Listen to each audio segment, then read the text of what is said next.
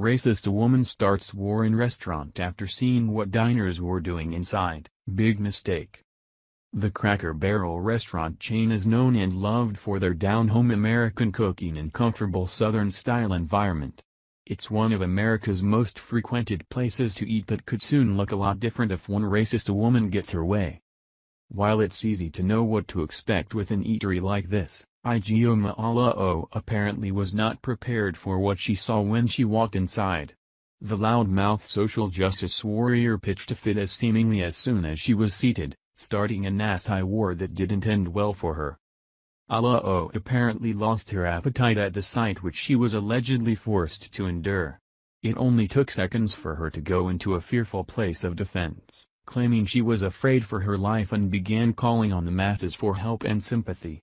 It was in this self-induced fragile state that she put herself in over the most ridiculous of offenses that she launched into unprovoked offensive, racist attack on white people, BizPac Review reported.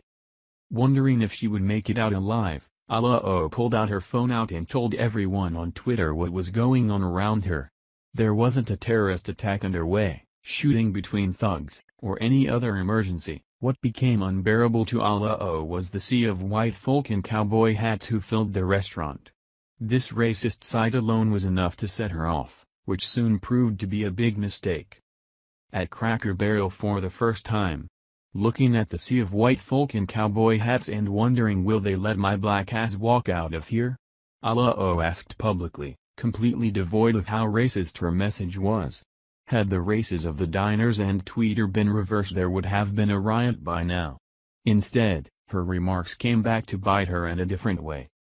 BizPac Review reports. The tweet is a reflection of a growing trend in America that's proving to be politically acceptable, that being to openly attack white folks for no other reason than the color of their skin. A stance that finds its roots in the tenets of critical race theory, a narrative that points to institutional racism and the myth of white privilege to state that all white people are inherently racist. This radical theory was thrust into the mainstream during the Barack Obama presidency. None of the white folk in cowboy hats did a thing to Alowo other than being born a different skin color than her own and enjoying the same Americana food that she apparently does. The other patrons weren't even aware of what she was stirring up while in their presence, while she tweeted as a martyr from a table next to theirs.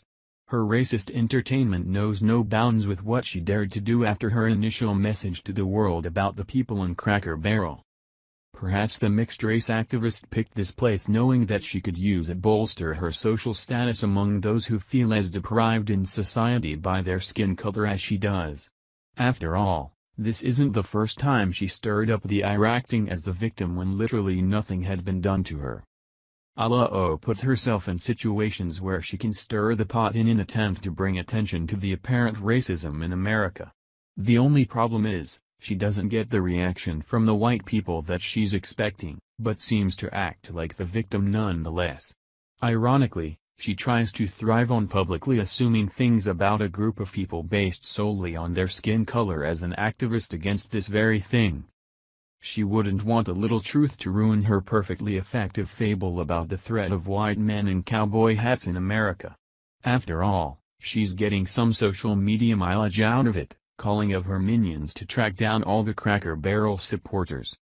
Cracker Barrel let Alowo stay and eat despite the disparaging remarks she was making from one of their tables about all of the other patrons. She should be supporting this restaurant as well for showing her class, courtesy, and common decency that she was too racist to do in return for the restaurant and their other customers.